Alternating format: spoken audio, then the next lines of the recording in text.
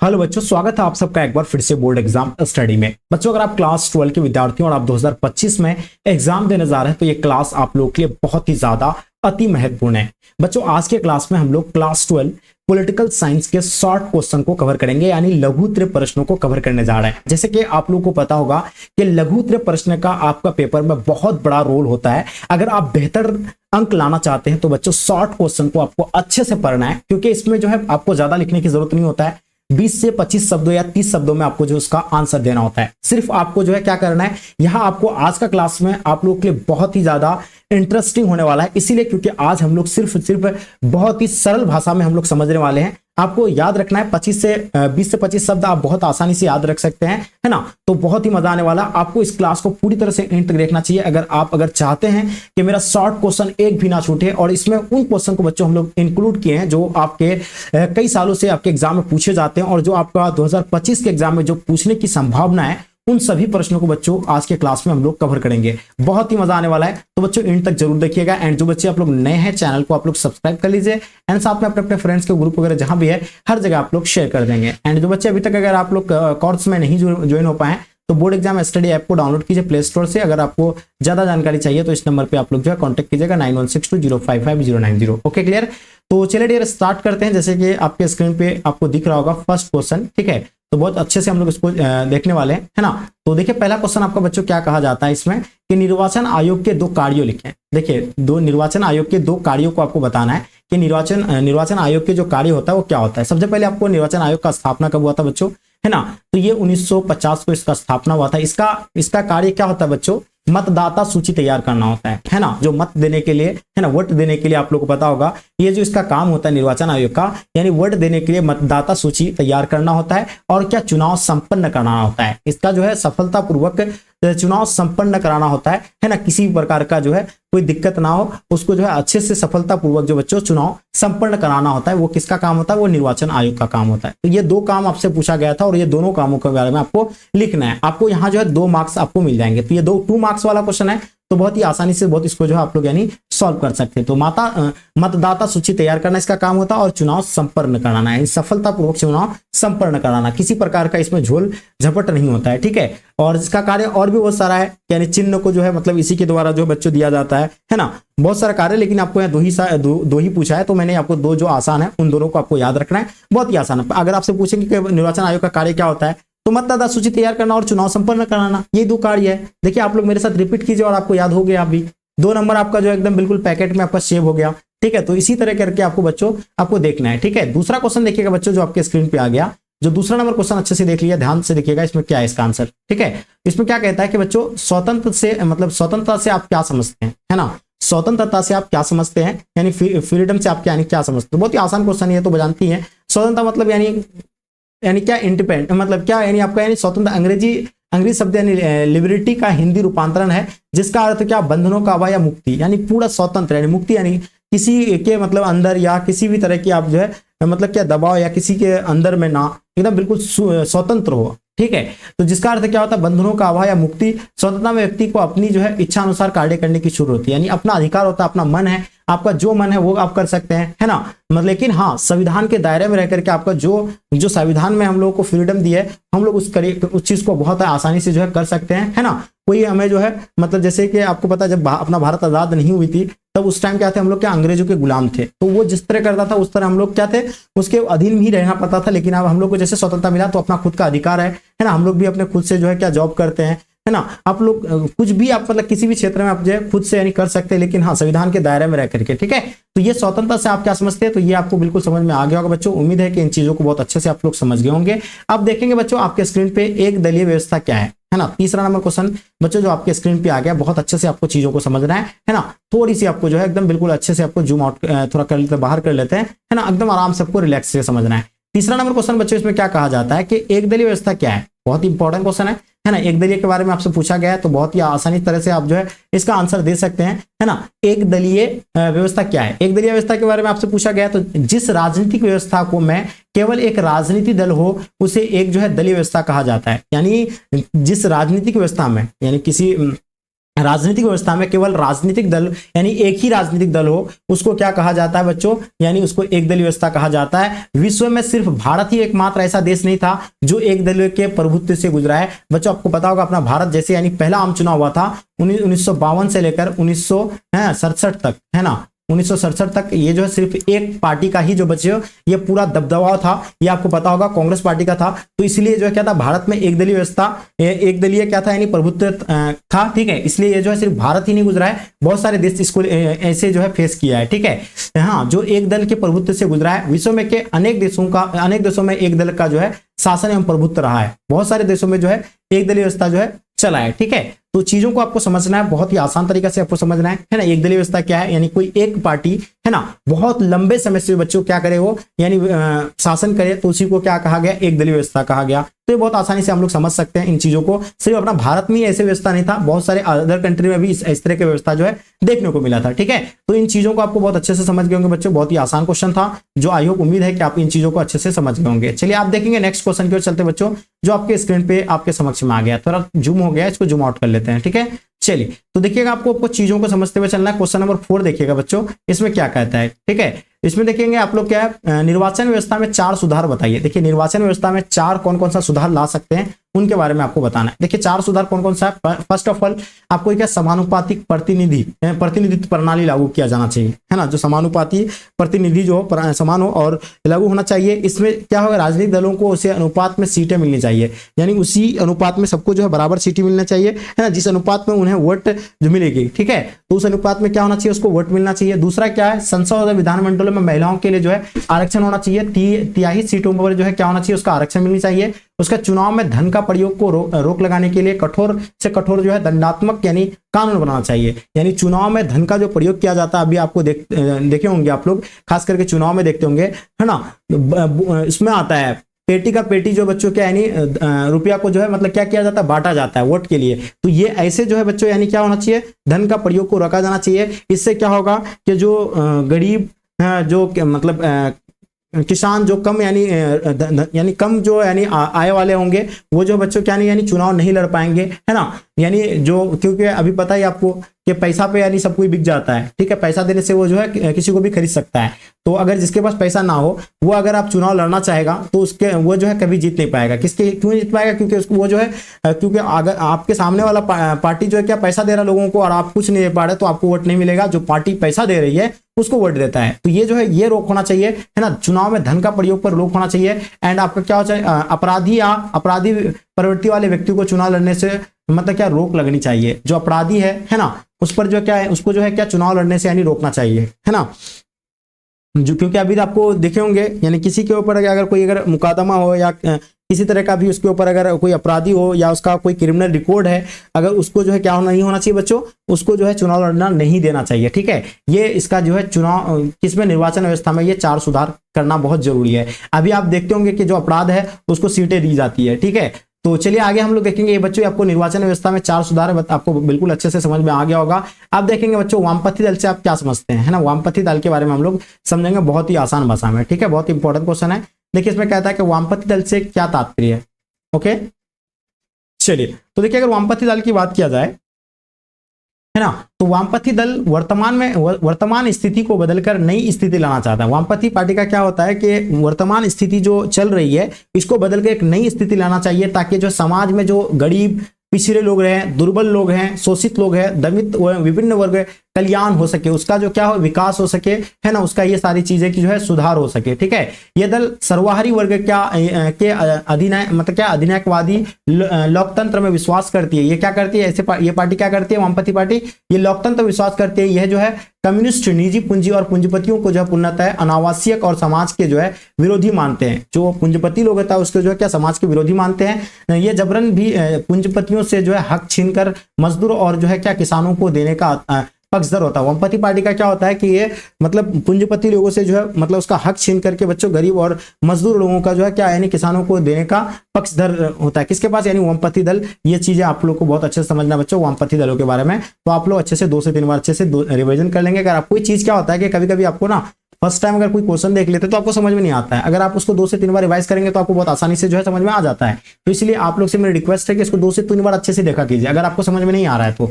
धर्मनिरपेक्ष का अर्थ क्या होता है बच्चों, बहुत इंपॉर्टेंट क्वेश्चन है। धर्मनिरपेक्ष के बारे में आपसे पूछा गया है, तो धर्मनिरपेक्ष के बारे में बहुत आसानी से आप लोग जान सकते हैं कि अनेक मतों को मानने वाला भारत के लोगों की एकता में उनमें बंधुता स्थापित करने के लिए संविधान में जो है धर्मनिरपेक्ष राज्यों का आदर्श रखा गया है। धर्मनिरपेक्ष, आपको पता है अपना भारत एक बहुत बड़ा कंट्री है, ठीक है, आपको पता है पॉपुलेशन के मामले में अभी नंबर 1 पे आता है, लेकिन यहाँ क्या है, हर धर्म के लोग हैं, अलग अलग जाति के लोग, अलग अलग भाषाओं के लोग हैं, है ना, अलग अलग तरह के जो है लोग यहाँ अपना भारत में बसता है, लेकिन फिर भी यहाँ क्या है, भाईचारा और एकता देखने को मिलता है। लेकिन कुछ तुच्छ लोग होते हैं, हर जो है धर्म में कुछ तुच्छ लोग होते हैं, उनके बारे में हम लोग बात नहीं करेंगे, उसको अपवाद में रख के चलना पड़ता है। लेकिन अभी फिर भी अपना भारत में जो है क्या भाईचारा और एकता जो है भी हम लोग को देखने को मिलता है ना। धर्मनिरपेक्ष वाला इसलिए रखा गया क्योंकि सभी धर्मों का हम लोग जो है क्या करते हैं, यहाँ आदर करते हैं। अगर कोई हिंदू है, मुस्लिम है, सिख है, ईसाई है, सभी धर्मों को हम लोग आदर करके चलते हैं, है ना। सभी का पर्वों में हम लोग शामिल होते हैं, सभी खुशियां मनाते हैं। तो ये क्या है, ये धर्मनिरपेक्ष है। ये किसी भी अपना भारत में किसी भी धर्म को जो है उसको जो है क्या यानी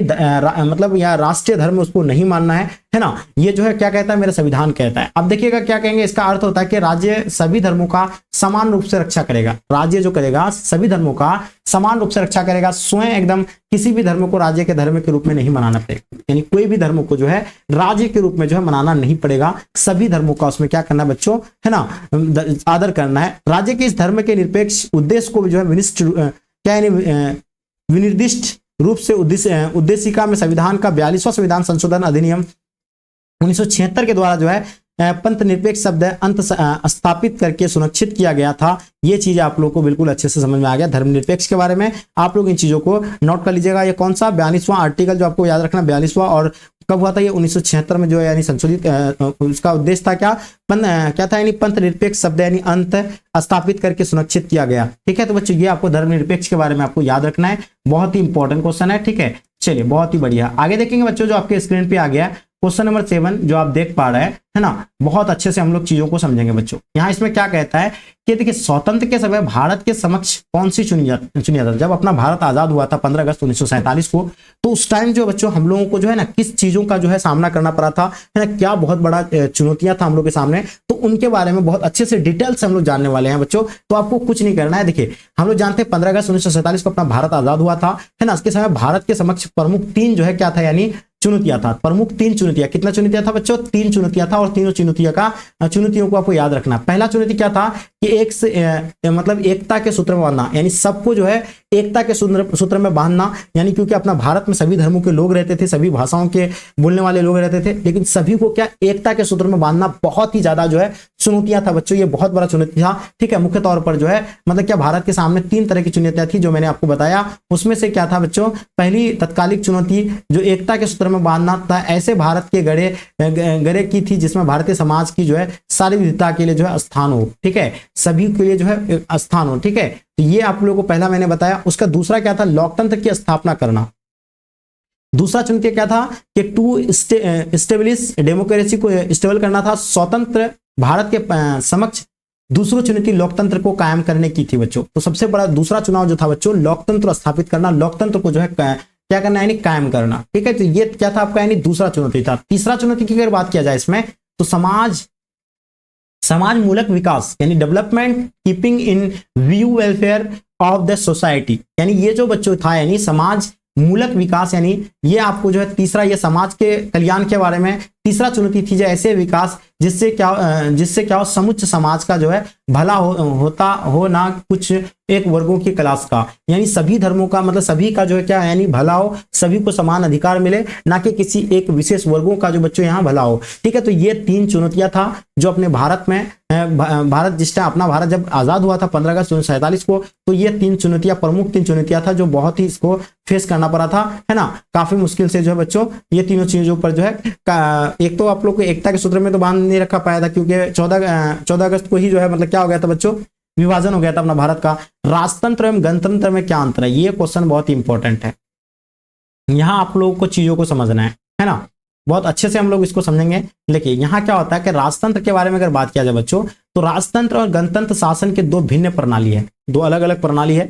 जिसमें राजतंत्र में क्या होता है कि कोई एक विशेष व्यक्ति यानी एक राजा शासन होता है, जिसके इसमें क्या होता है किसी राजा का शासन होता है। किसमें? राजतंत्र में वो जो है पूरा अधिकार चलता है पूरा देश में, है ना, पूरा राज्य में उसी का ही जो अधिकार होता है ना, वो जैसा चाहेगा वैसा वो कर सकता है। राजतंत्र में सदैव राजा का जो है महत्व होता है ना। गणतंत्र में क्या है, देश को एक सार्वजनिक मामला माना जाता है। इस यानी गणतंत्र में क्या है, सभी के लिए समान अधिकार, सबको समान जो अधिकार हो, है ना। कोई भी जो है कोई एक व्यक्ति, एक विशेष व्यक्ति जो इसमें यानी इसको नहीं चला सकता है। जनता जनार्दन जिसको चुनेगा वही जो है बच्चों क्या करेगा, वही जो है बच्चों शासन करता है इसमें। यहाँ कोई जो है एक विशेष व्यक्ति के लिए जो है नहीं है, ठीक है। तो ये चीजें आपको जो है चीजों को समझना है बहुत अच्छे से, है ना, मामला जाता है। और ऐसे शासन प्रणाली में राज्य सत्ता के जनता के हाथों में होती है। इसमें क्या होता है बच्चों, राज्य की जो सत्ता होती है वो जनता के हाथों होती है। इसलिए अब्राहम लिंकन ने कहा था जनता के द्वारा जनता के लिए जनता के लिए शासन, यानी एक इसका सिद्धांत आपको पता होगा, जनता के लिए जनता का जनता के लिए शासन, है ना। ये ऐसे कुछ सिद्धांत है, ये चीज आपको याद रखना है। यानी जनता ही जो है क्या करता है, एक प्रतिनिधि चुनती है, और प्रतिनिधि जो है वो काम करते हैं किसके लिए, जनता के लिए काम करती है,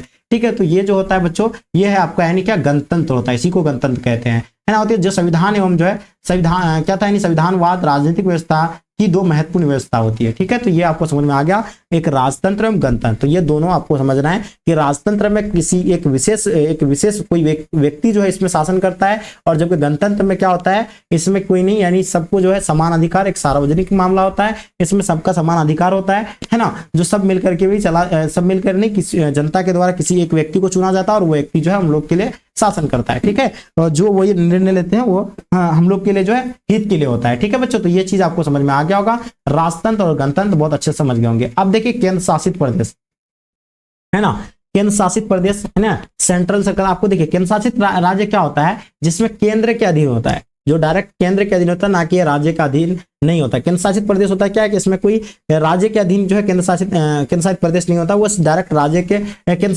केंद्र के अधीन होता है। लिखित संविधान वाले देशों में संविधान द्वारा केंद्र एवं राष्ट्र के बीच जो है शक्ति का विभाजन कर दिया गया था, जिन्हें केंद्र एवं राज्य दूसरे के शक्तियों में अतिक्रमण नहीं कर सकता है। अगर केंद्र शासित प्रदेश जो है राज्य पर अधिकार नहीं कर सकता, राज्य केंद्र शासित पर अधिकार नहीं कर सकता है, ठीक है। भारतीय संघ में 28 जो क्या बच्चों राज्य है जिन्हें जो है स्वायत्ता प्राप्त है, ठीक है। केंद्र उसका अतिक्रमण नहीं कर सकता, केंद्र उसका क्या अतिक्रमण नहीं कर सकता है।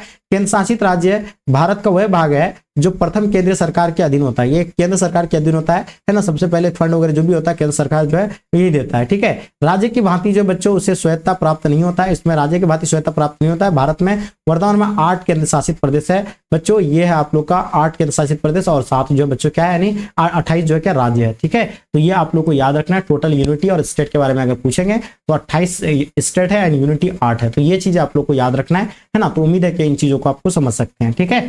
चलिए आगे देखिएगा 10 नंबर क्वेश्चन बच्चों जो आपके स्क्रीन पे आ गया है, जो बहुत ही अच्छे से आप इन चीजों को समझ सकते हैं।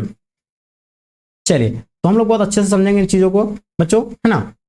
चलिए तो देखिए अगर हम बात करें किसके बारे में आप लोग समझेंगे, लोकतंत्र में मतदान का क्या महत्व है। देखिए लोकतंत्र में मतदान का बहुत ही बड़ा महत्व होता है बच्चों, है ना। जो आपका एक वोट जो है बच्चों, है ना, आपका भविष्य तय करता है। ये जो है मैंने कह रहा हूँ, ये बहुत बड़े बड़े जो है विद्वान हैं, वो कहते हैं कि आपका एक वोट आपका भविष्य तय करता है कि आपका भविष्य जो है फ्यूचर कैसा होने वाला है। तो सोच सकते हैं कि मतदान का क्या महत्व हो सकता है। लोकतंत्र में मतदान का एक जो है महापर्व होता है। लोकतंत्र मतदान का एक क्या होता है बच्चों, महापर्व होता है। जैसे हम लोग त्योहार मनाते हैं उसी तरह मतदान जो है एक पर्व है, हम लोग क्या है, पर्व है ना। लोकतंत्र में मतदान का एक महापर्व होता है जिसमें सभी मतदाता भाग लेकर अपने कीमती मत का दान का प्रयोग करते हैं और देश के प्रतिनिधि को जो है चुनते हैं। यानी सब कोई क्या करते हैं, हम लोग लोकतंत्र में अपना मत यानी अपना मत का क्या करते हैं, प्रयोग करके हम लोग कोई अच्छा नेता, अच्छा प्रतिनिधि चुनते हैं जो हम लोगों के भविष्य के लिए अच्छा हो, है ना, जो हम लोगों के लिए हित के लिए काम करे, है ना। उसके लिए प्रतिनिधि एक चुनते हैं, है ना, देश के चुनते हैं। और भारत जैसे दुनिया के लोकतांत्रिक देशों में मतदान का बहुत महत्व होता है।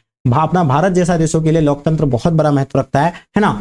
जो निम्नलिखित है, पहला आप देखिएगा इसमें मतदान जनप्रतिनिधि का निर्वाचन करता है। मतदान क्या करता है, जनप्रतिनिधि का निर्वाचन करता है। मतदान देश का भविष्य तय करता है। मैंने आपको बताया ना कि मतदान आपका जो है आपका भविष्य तय नहीं करता है, आपका देश का पूरा देश का भविष्य तय करता है। आप सोचिए, है ना, मतदान ही देश की सरकार तय करती है। मतदान के द्वारा ही हम लोग किसी सरकार को चुन सकते हैं कोई भी व्यक्ति जो है ऐसे सरकार नहीं बना सकता है। हम लोग जिसको चाहेंगे वही जो है बनेगा, ठीक है।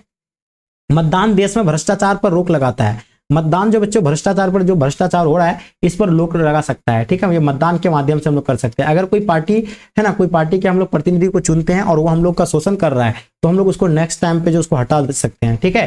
तो ये जो है क्या है बच्चों, मतदान ही जो है ये कर सकता है। ये मतदान का महत्व के द्वारा हम लोग कर सकते हैं। मतदान नागरिकों को देश के प्रति जागरूक करता है। मतदान जो है बच्चों नागरिकों के को देश के प्रति जो है जागरूक करती है। कौन? हमें मतदान ही जागरूक करता है। अब हम लोग देखेंगे बच्चों 11 नंबर क्वेश्चन, बहुत इंपॉर्टेंट है। तो बच्चों उम्मीद है कि ये चीजों को आप लोग बहुत अच्छे से समझ गए होंगे। लोकतंत्र मतदान का क्या महत्व है तो आप लोग कमेंट करके जरूर बताइएगा, यस करते चलिएगा, है ना, ताकि मुझे अच्छा लगेगा कि हाँ आप लोग को समझ में आ रही है, ठीक है। अब देखिएगा राज्य और संघ शासित राज्य में अंतर क्या होता है। देखिए राज्य जो होता है केंद्र सरकार के अधीन होता है, और मतलब राज्य जो होता है राज्य इसमें राज्य सरकार के अधीन होता है, और केंद्र जो होता है केंद्र शासित प्रदेश जो होता है वो केंद्र सरकार के अधीन होता है, जिसमें स्वायत्ता प्राप्त होती है। संविधान ने उनका अधिकार क्षेत्र स्पष्ट कर दिया है, यानी राज्य का जो है मतलब स्वायत्ता प्राप्त, जबकि केंद्र शासित को जो है क्या स्वायत्ता प्राप्त नहीं होता है, उसका अतिक्रमण नहीं कर सकता है। संघ शासित क्षेत्र संघ शासित क्षेत्र भारत का वह भाग है जो प्रथम केंद्रीय जो है सरकार के अधीन होता है, राज्य की भांति जो है स्वायत्ता प्राप्त इसको नहीं होता है, ठीक है। तो ये आपका समझ में आ गया। तो बहुत अच्छे से आप लोग चीजों को समझ गए होंगे बच्चों। राज्य और संघ शासित राज्यों में अंतर स्पष्ट कीजिए, इन चीजों को आप लोग बहुत समझ गए होंगे। अब देखिएगा 12 नंबर क्वेश्चन बच्चों जो आपके स्क्रीन पे आ गया, बहुत अच्छे से हम लोग को चीजों को समझेंगे, ठीक है।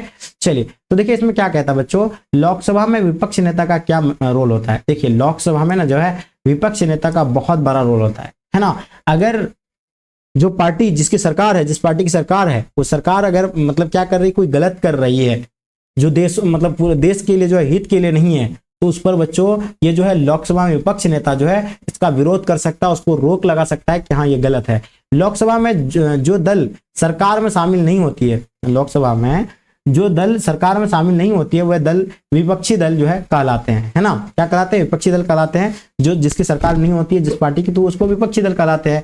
विपक्षी दलों का एक नेता का चुनाव किया जाता है। जैसे कि अभी अपना पता, अपना भारत का विपक्षी नेता कौन है? राहुल गांधी जी है, श्री राहुल गांधी जी, जिससे विपक्ष के जो है नेता कहा जाता है। जैसे हम लोग नेता भी राहुल गांधी जी को कहते हैं, ठीक है। विपक्ष के नेता का प्रमुख कार्य है सरकार के नीतियों के जो है खामियां निकालना, जो वो गलती कर रहे हैं उस चीज पर बहस करना, है ना, उसका खामियां निकालना कि आपका जो है रोड जो बना रहे हैं रोड सही नहीं बन रही है, या जो भी वो काम कर रही है उस पर जो है क्या करना, उसका जो है खामियां निकालना, उसकी जो आलोचना करना, ठीक है। उसका जो निंदा मतलब निंदा नहीं, उसका क्या आलोचना करना। अगर गलत कर रहा है तो उसको गलत बोलो, अगर सही कर रहा है तो सही मतलब कहें।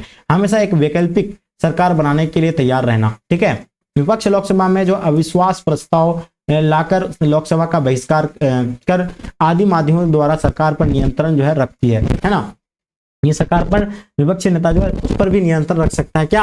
अविश्वास प्रस्ताव लाकर लोकसभा का बहिष्कार कर आदि माध्यमों के द्वारा जो है सरकार कर नियंत्रण कर सकती है। इसके अलावा आवश्यकता पड़ने पर सरकार की रचनात्मक सहयोग भी प्रदान करती है। विपक्ष नेता जो है सरकार की क्या करती है? सहयोग भी करती है, ठीक है, यानी आवश्यकता पड़ने पर। चलिए तो ये था आप लोगों का लोकसभा में विपक्ष नेता का क्या प्रमुख रोल है। तो जैसे कि आपको पता होगा अपना भारत में अभी जो है यानी मतलब किसकी सरकार है बच्चों? बीजेपी की सरकार है। लेकिन कांग्रेस अभी जो कांग्रेस में जो है विपक्ष के नेता जो है राहुल गांधी जी है, श्री राहुल गांधी जी है ना। तो ये जो इसका ये क्या करते हैं, जो भी अगर गलत करते हैं तो उसका कमियां जो निकालते हैं, तो इसी को कहा जाता है विपक्ष के नेता। तो चीजों को आप लोग बहुत अच्छे से समझ गए होंगे बच्चों। उम्मीद है कि क्लास आप लोग को पसंद आया होगा।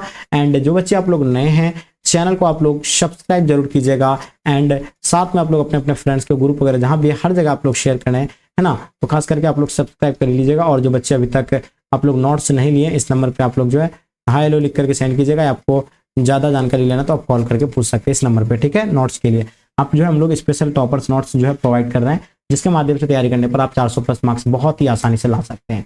तो चलिए बच्चों आज के क्लास को हम लोग यहीं तक एंड करते हैं। जब तक के लिए जय हिंद, जय भारत।